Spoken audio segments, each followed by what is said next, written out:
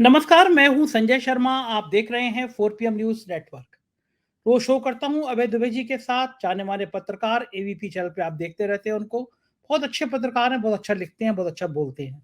आज मैं उनसे ढेर सारी बातें करने वाला हूं, जो अभी आपको दिखाऊँगा मैं, उनसे जो बातचीत की है मैंने।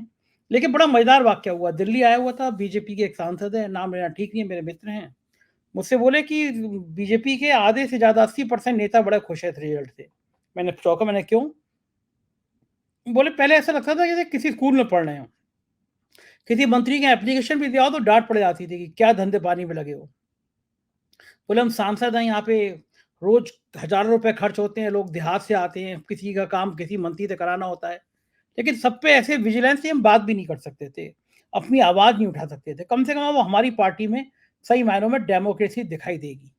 और ये बात वो सांसद महोदय नहीं कह रहे, बीजेपी के निचले स्तर तक ये बातचीत गई है कि कम से कम भारतीय जनता पार्टी में जो एकाधिकार था, मतलब एक डिक्टेटरशिप थी, हेडमास्टर जी थे, कि उनके सामने कोई बोल नहीं सकता था, कोई सुन नहीं सकता था, वो अब खत्म हो रही है।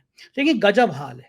और कुछ-कुछ कभी-कभी नेचर संकेत देती है। साहब ने, बड़े साहिब ने जिस दिन से शपथ ली है प्रधानमंत्री पद की, आप देखिए क्या-क्या लगातार संकेत खराब हो रहे हैं। मेरे तो ज्योतिषी हैं राजीव नारायण जी, उन्होंने कहा ही था कि बड़ा अशुभ काल में शपथ ली गई है, बहुत बुरा-बुरा होगा। देखिए, जिस दिन शपथ ले रहे थे उसी समय जम्मू में तीर्थयात्रियों की बस पर हमला हो गया। लगातार 3 दिन तक जम्मू में घटाई हुई आतंकवादी घटनाएँ। फिर रेल का एक्सीडेंट हो गया। 24 लाख बच्चे और उनके परिवार नीट के एग्जाम में धांधलियों के विरोध में सड़क पे हैं। सोचिए, तेज गर्मी है, धूप है, लू है, लेकिन 24 लाख का मतलब सवा करोड़, क्योंकि एक बच्चे के संग 4-5 लोग जुड़े होते हैं। लगातार मूवमेंट कर रहे हैं, धरना प्रदर्शन कर रहे हैं, सरकार पे फ़र्क पड़ नहीं रहा। प्रधानमंत्री जी को इतनी फुर्सत नहीं है कि बच्चों को एड्रेस कर दें, वो गंगा स्नान कर रहे हैं, काशी विश्वनाथ के दर्शन कर रहे हैं, ठीक है, पूजा पाठ करो। मैंने कहा देश में 2 प्रधानमंत्री होने चाहिए। एक प्रधानमंत्री जो 24 घंटे देश का काम करे, और एक प्रधानमंत्री जो तीर्थ यात्रा करते रहे, मंदिर-मंदिर घूमता रहे, भगवान-भगवान के दर्शन करता रहे। इस तरह के 2 प्रधानमंत्री देश में होने चाहिए, तो शायद देश का काम होगा, देश की बातें होंगी। ऐसी तमाम बातें अभय दुबे जी से की है हमने। चलते हैं अभय दुबे जी के पास, लेकिन उससे पहले रिक्वेस्ट ये है, चैनल को जॉइन कीजिएगा, सब्सक्राइब करिएगा, आपका अपना चैनल है। चलिए अभय जी के पास। 4 PM न्यूज़ नेटवर्क में स्वागत है अभय दुबे जी आपका।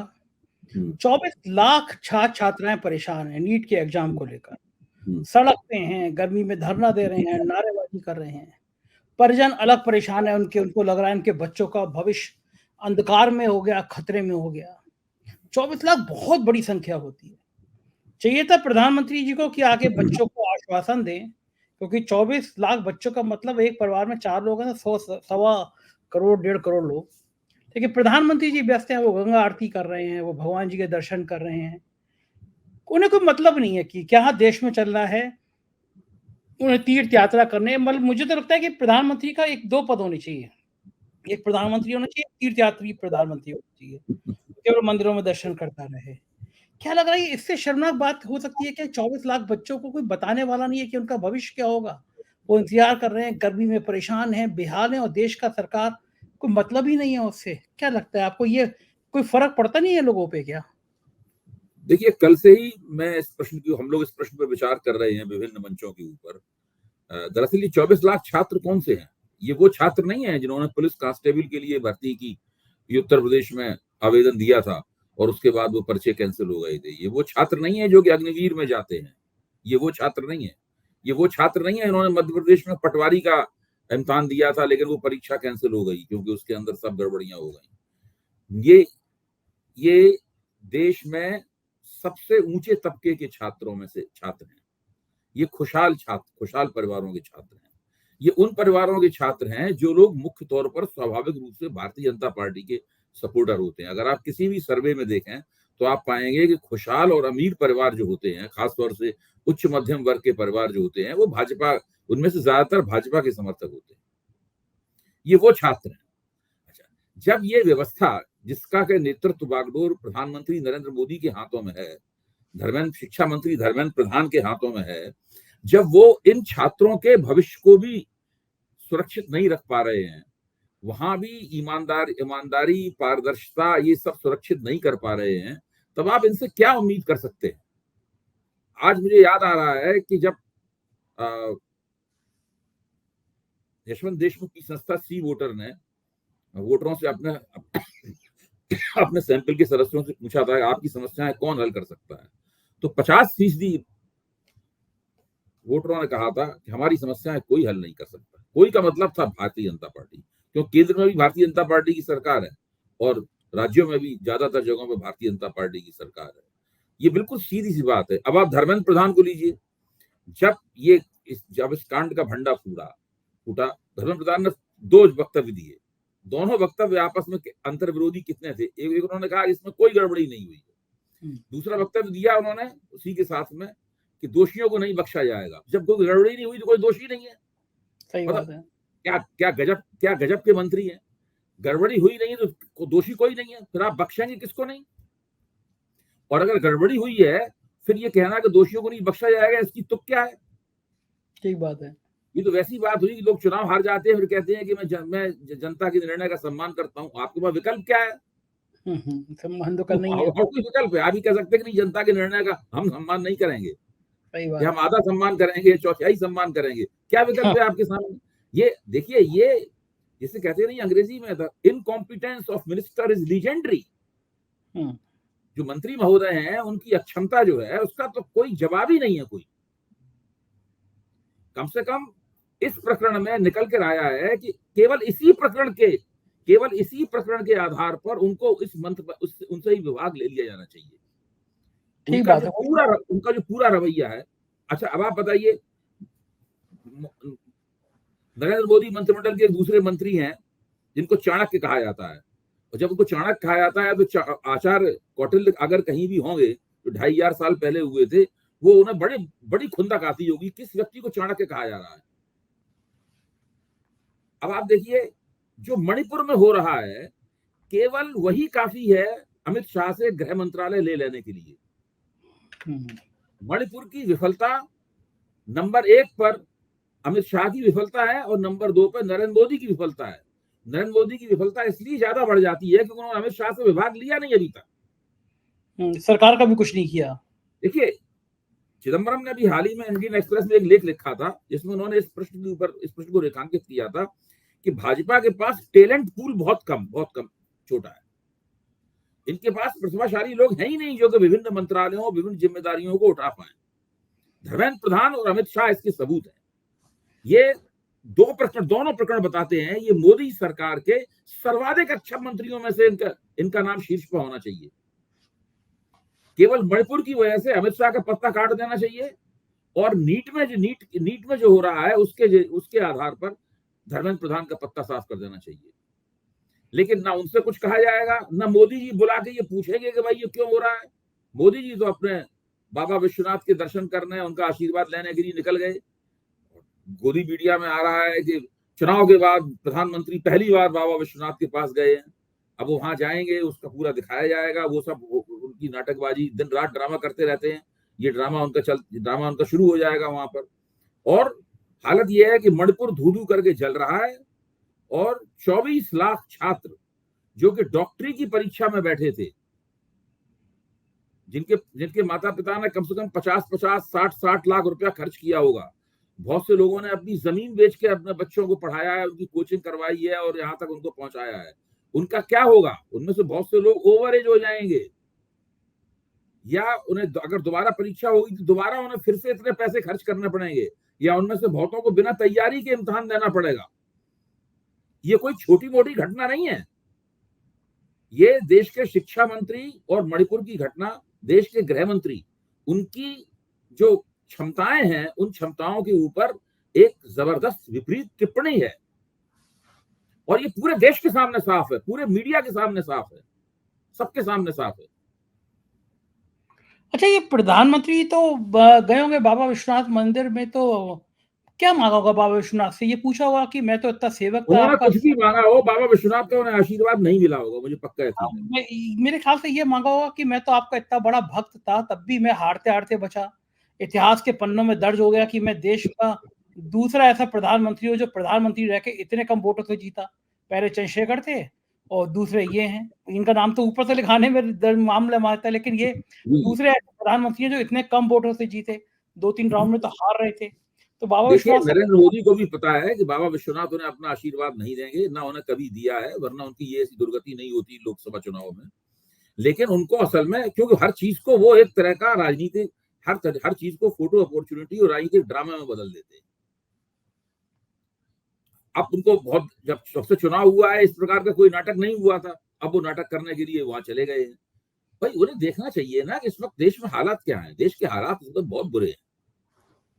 अच्छा एक बात बताइए अभय जी, जिस दिन से बने हैं, शपथ ली है, उस दिन से क्रम से देखिए आप, जब शपथ ले रहे थे तो वहां पे हमला हो गया तीर्थ यात्रियों पे जम्मू कश्मीर में, लगातार के बाद एक ही घटना हुई, फिर ट्रेन एक्सीडेंट हो गया, फिर नीट का मामला सामने आ गया। मतलब अभी शपथ लिए हुए कितने दिन हुए? जरा से दिन नहीं, 10 तारीख से, और आज 10-15 दिन लगातार देश के अंदर ऐसा लग रहा है ना, क्या क्या कैसे क्या होता जा रहा है ये कि। अब देखिए, आपकी बातचीत में ट्रेन एक्सीडेंट का आपने जिक्र किया, तो एक और अच्छा मंत्री के बारे में हम लोगों को चर्चा करनी चाहिए।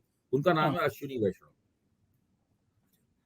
रेल मंत्रालय बिहार वाले मांग रहे थे, नीतीश कुमार खुद भी रेल मंत्री रह चुके हैं, और 12-13 बिहारी रेल मंत्री रहे हैं, लालू यादव भी रेल मंत्री रह चुके हैं। अब आप सोचिए, उनको रेल मंत्रालय नहीं दिया, अश्विनी वैष्णव को दिया। जब अश्विनी वैष्णव को रेल मंत्रालय दिया तो क्या चर्चा हुई टीवी पे उसके लिए? ये चर्चा हुई कि अश्विनी वैष्णव कुछ विशेषज्ञता उनमें है रेल मंत्रालय के सवाल को लेकर। और नरेंद्र मोदी के पास कोई बहुत ही महत्वाकांक्षी कार्यक्रम है, बुलेट ट्रेन का वगैरह वगैरह का, वंदे भारत ट्रेनों का एक बहुत जबरदस्त है। इसलिए रेल मंत्री, प्रधानमंत्री उन्होंने खास तौर से चुनकर लाए हैं, रेल मंत्री बनाया है। वो किसी कीमत पर रेल मंत्रालय नहीं छोड़ेंगे, और किसी कीमत पर रेल मंत्रालय जो है अश्विनी वैष्णव से नहीं लिया जाएगा।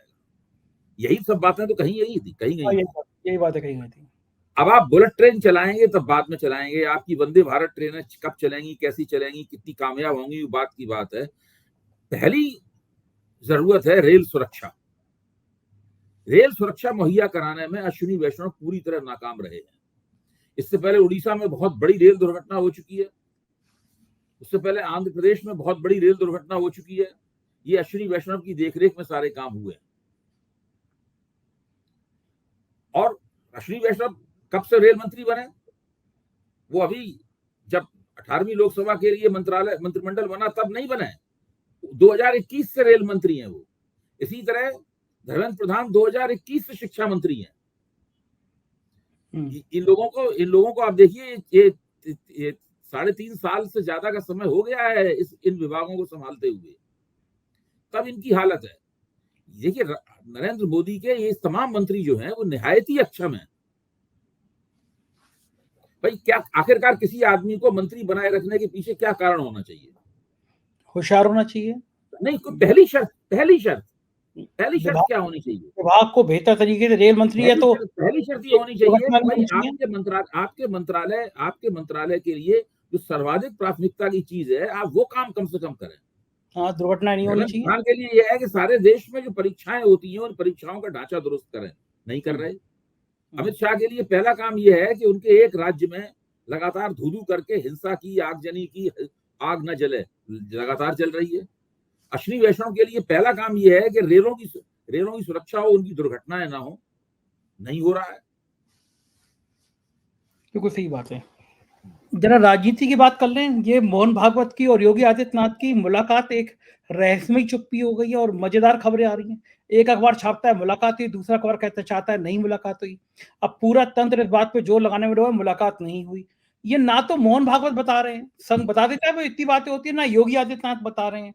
अगर मुलाकात हुई या नहीं हुई, दोनों स्थिति में संघ को या बीजेपी को क्लियर करना चाहिए। मुलाकात ऐसे कौन सा दो दुश्मन मिल रहे हैं? लीपा पोती करने का काम मीडिया को सौंप रखा है।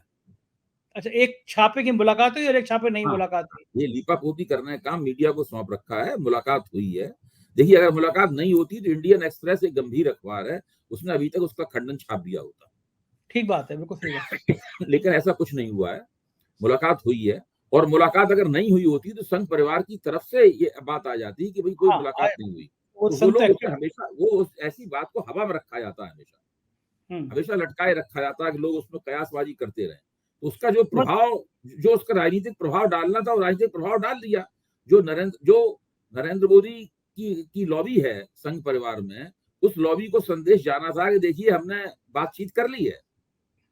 अब नरेंद्र मोदी की लॉबी में अंदाजे लगाए जा रहे होंगे कि आदित्यनाथ और भागवत जी के बीच में क्या चर्चा हुई होगी, हम ही लोग नहीं लगा रहे होंगे अंदाजे, वो भी लगा रहे होंगे। पीएमओ में भी अंदाजे लग रहे होंगे। तो ये खामखा का ब्लड प्रेशर हाई करना है दूसरे का, थोड़ी सी सुरसुरी छोड़ दो और दूसरा बेचारा डर डर के बैठा रहे, नहीं, ये पता बहुत गंभीर मामला है, ये थोड़ी सुरसुरी नहीं है संजय जी, मैं बता रहा हूँ, ये बहुत गंभीर, ये मुलाकात है, ये छोटी सुरसुरी या ऐसी कोई मामूली तिकड़मबाजी नहीं है।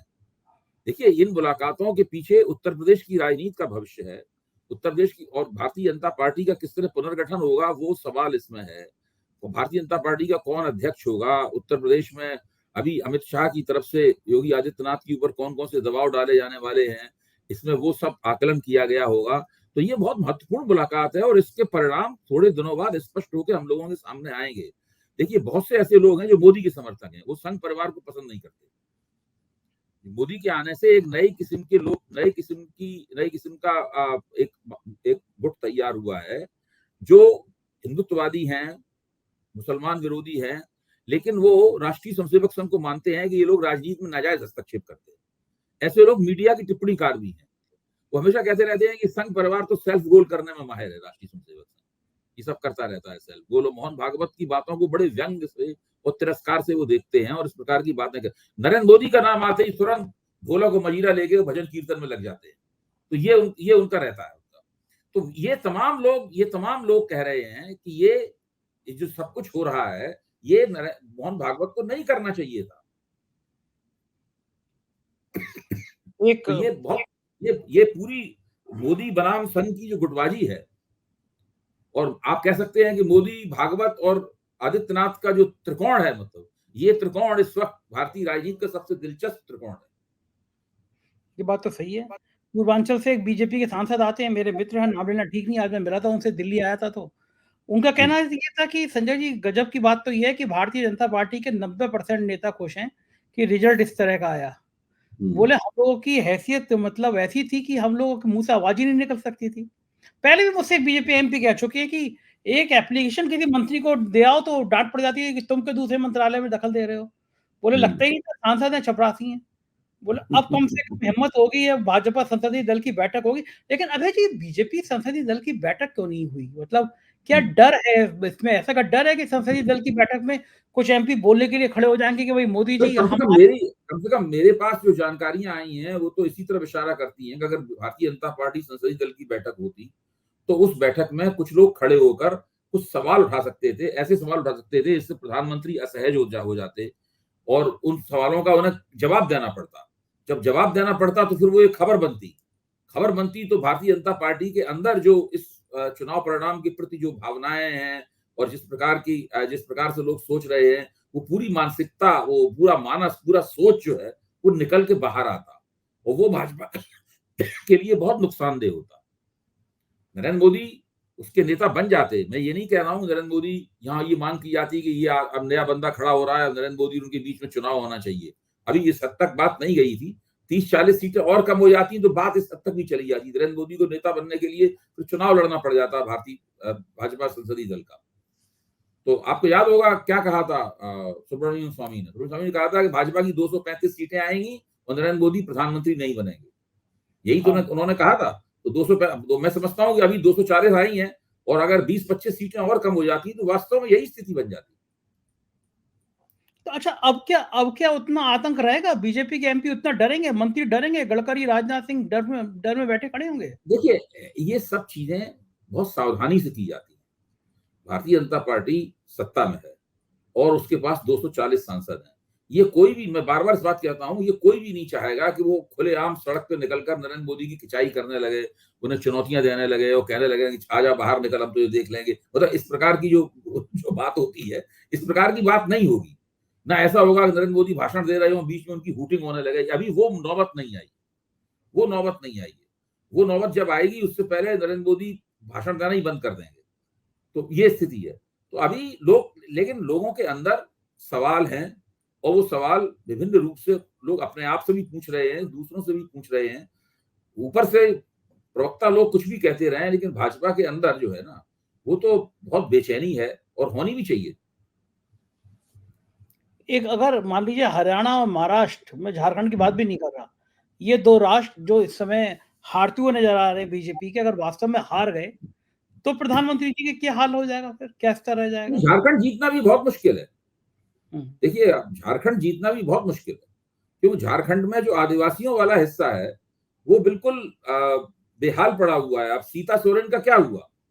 सीता सोरेन झारखंड मुक्ति मोर्चा छोड़ के भाजपा में गई, भाजपा ने उनको फौरन टिकट थमा दिया, चुनाव हार गई। हम्म, अब उन्होंने आज बयान दिया है कि मेरे साथ गद्दारी की गई। जो उत्तर प्रदेश में बात की जा रही है वो यहाँ भी की जा रही है बात, मेरे साथ गद्दारी की गई। और खुद उन्होंने कई एमएलए वगैरह का नाम लिया है, इन सब लोगों ने नाम लेके कहा है कि उन्होंने गद्दारी की हमारे साथ। उनमें से एक ने बयान दिया है कि सब इन बातों पर बाहर सबके सामने चर्चा करना ठीक नहीं है, उचित मंच पे हम इनका जवाब देंगे वगैरह वगैरह, इस प्रकार के उन्होंने जवाब दिए हैं। तो ये सब जो झारखंड में पराजय हुई है भाजपा की, खासतौर से आदिवासी क्षेत्रों में, वो भी बहुत गंभीर गंभीर मसला है। तो क्या लगता है आपको, मान लो हरियाणा और महाराष्ट्र हारे तो फिर प्रधानमंत्री जी का क्या होगा? नहीं, अगर इन 3 प्रांतों में भाजपा चुनाव में बाजी नहीं पलट पाई और चुनाव हार गई भारतीय जनता पार्टी, तब फिर तमाम एनडीए के जो सहयोगी दल हैं वो गंभीरता पूर्वक सोचने लगेंगे कि हमारा नरेंद्र मोदी और भाजपा के साथ में भविष्य सुरक्षित नहीं है।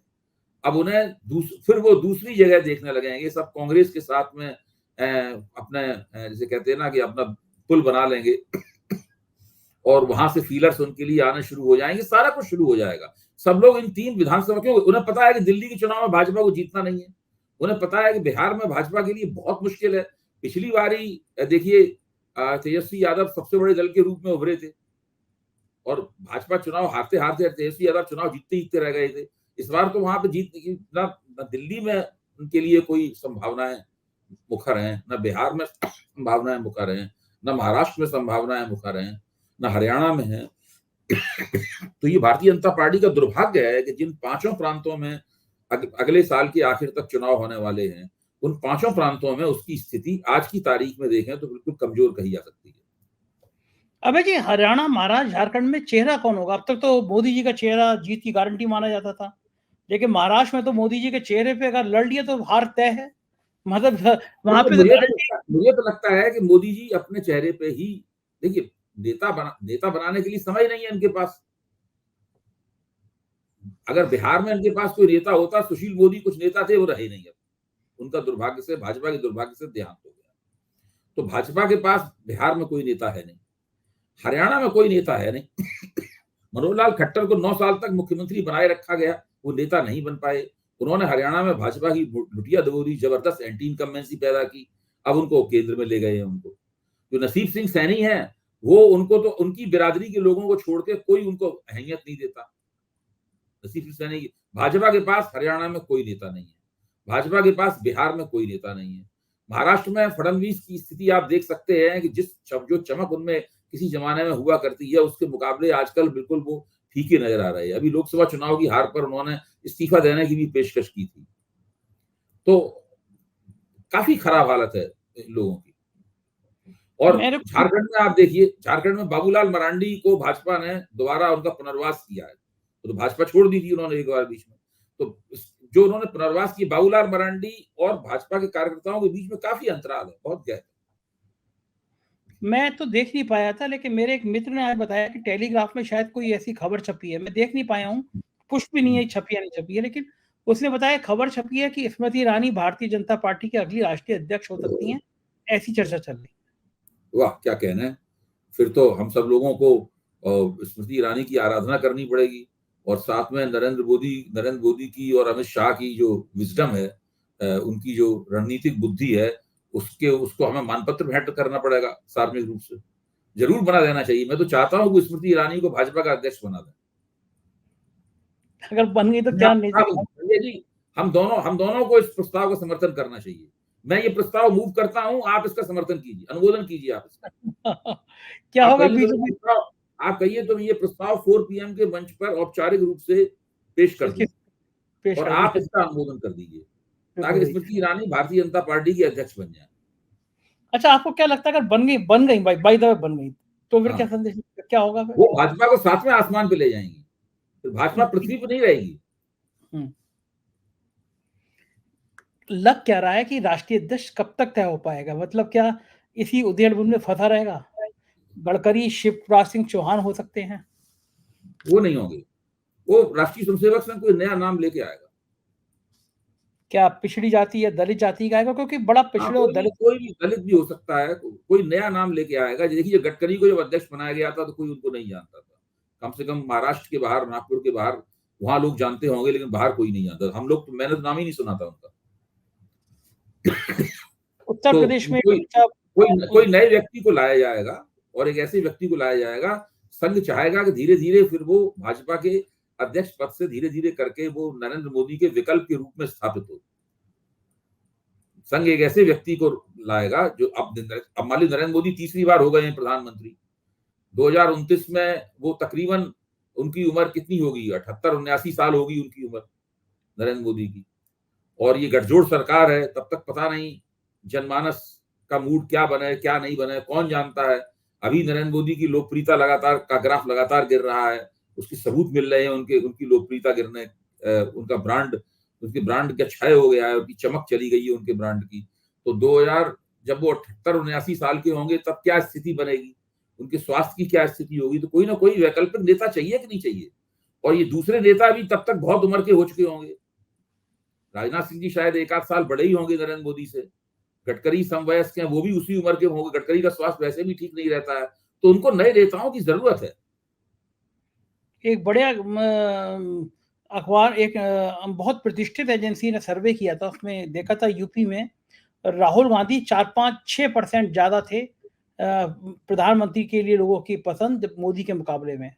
शायद लोकनीति या सीएनडीएस के किसी इसी का, लोकनीति सीएसडीएस ने जो पोस्ट पोल सर्वे किया है, उस पोस्ट पोल सर्वे में उत्तर प्रदेश में उन्होंने जो पूछताछ की है उससे स्पष्ट रूप से निकल के आया है कि लोकप्रियता प्रधानमंत्री पद के लिए जो स्वीकृति है वो राहुल गांधी को नरेंद्र मोदी से 4% अधिक है।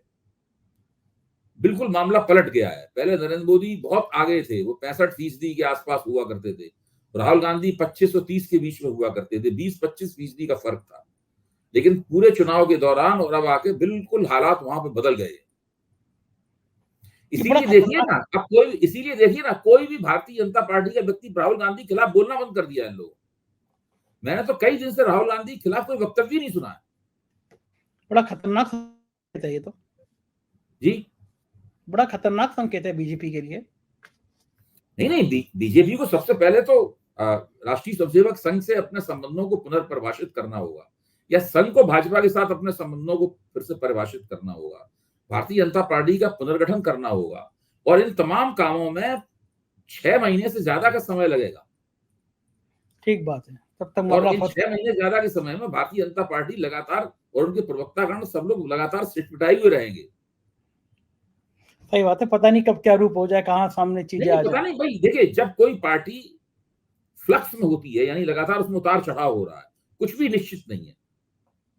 जो भाजपा अब संघ के नेतृत्व में बन रही है उसका क्या रूप होगा, मैं तो बहुत स्पष्ट रूप से मानता हूं कि जो नई भाजपा बनेगी उसमें संघ का दबदबा होगा, नरेंद्र मोदी का दबदबा नहीं होगा।